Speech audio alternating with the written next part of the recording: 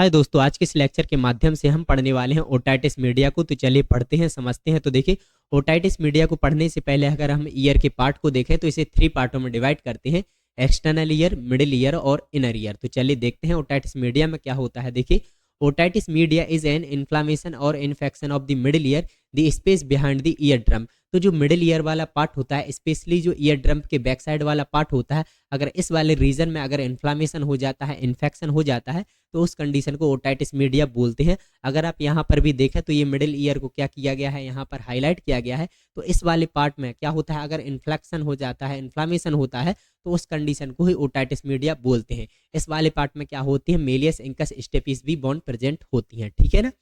चलिए, इसके बाद अगर हम बात करें इसके टाइप को, तो इसे 3 पार्टों में डिवाइड किया जाता है। फर्स्ट है हमारा एक्यूट ओटाइटिस मीडिया।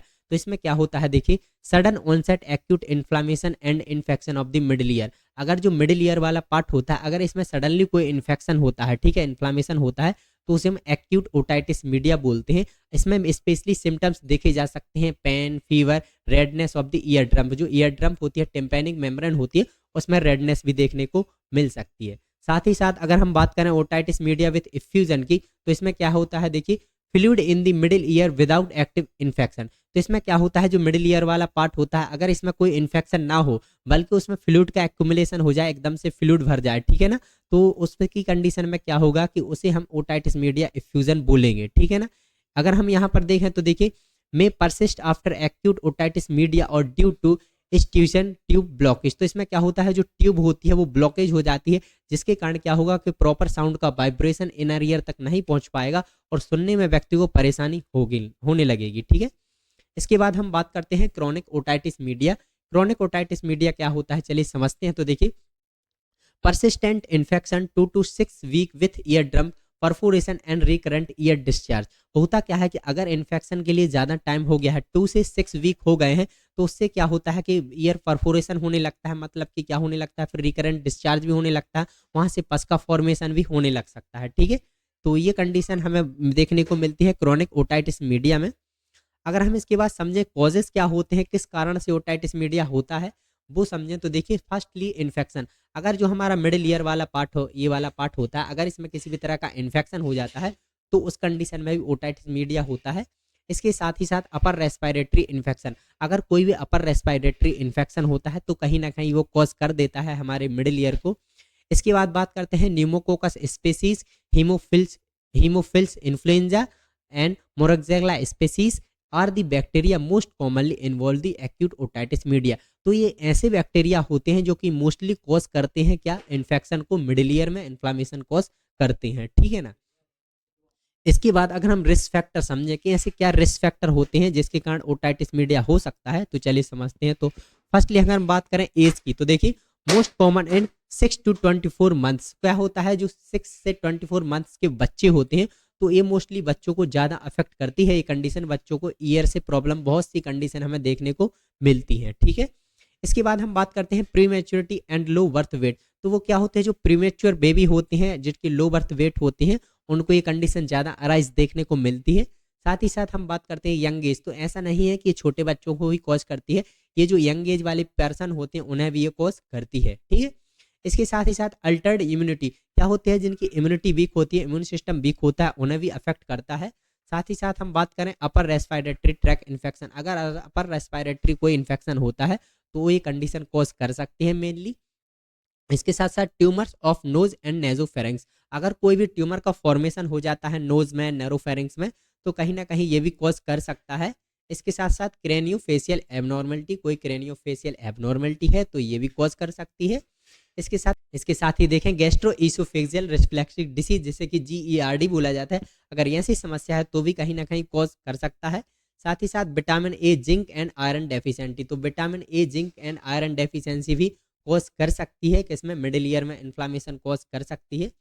इसके साथ हम बात करते हैं exanthematous fever, measles, diphtheria and whooping cough. तो कहीं ना कहीं ये भी हमारे मिडिल ईयर को कॉज कर सकते हैं, मिडिल ईयर में इन्फ्लामेशन को कॉज कर सकते हैं। तो ये होते हैं कुछ रिस्क फैक्टर जो कि मेनली कॉज कर सकते हैं। इसके बाद साथ अब हम देखें क्लिनिकल मैनिफेस्टेशन, मतलब क्या साइन और सिम्टम देखने को मिलेंगे।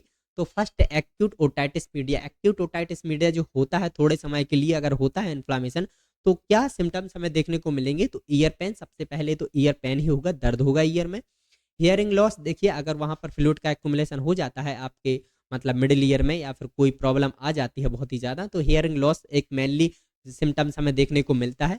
इसके साथ साथ फीवर, इरेटिबिलिटी एंड क्राइंग, तो क्या है अगर छोटे बच्चों को ऐसी समस्या होती है, छोटे बच्चों को कोई इन्फ्लामेशन हो जाता है उनके ईयर में, तो वो क्राई करते हैं, रोने लगते हैं, उनको इरेटिबिलिटी होती है, ठीक है।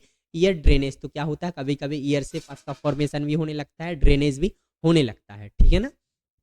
अब हम बात करते हैं ओटाइटिस मीडिया विथ इफ्यूजन। अगर क्या है कि वहाँ का बहुत ज़्यादा जो मिडिल ईयर है वहाँ पर पस का फॉर्मेशन हो गया, फ्लूइड का एक्युमुलेशन हो गया है, वो बिल्कुल ब्लॉक हो गया है वो वाला एरिया, ठीक है।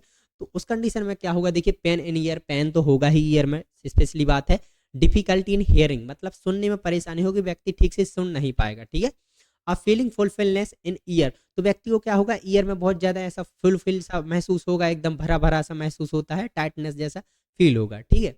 इसके बाद लॉस ऑफ बैलेंस, तो व्यक्ति को बैलेंस बनाने में प्रॉब्लम होगी, क्योंकि वो ठीक से नहीं चल पाएगा मे बी, तो उससे बैलेंस, बॉडी का जो बैलेंस होता है, बॉडी पोस्चर होता है, वो ठीक से बनाने में डिफिकल्टी होगी। अब हम बात करते हैं डायग्नोस्टिक इवैल्यूएशन की बात, कि कैसे इसे डायग्नोसिस किया जाता है। तो फर्स्टली हम हिस्ट्री टेकिंग करते हैं, हिस्ट्री टेक में हम व्यक्ति से पूछ सकते हैं, क्वेश्चनिंग कर सकते हैं कि कब से ये कंडीशन थी।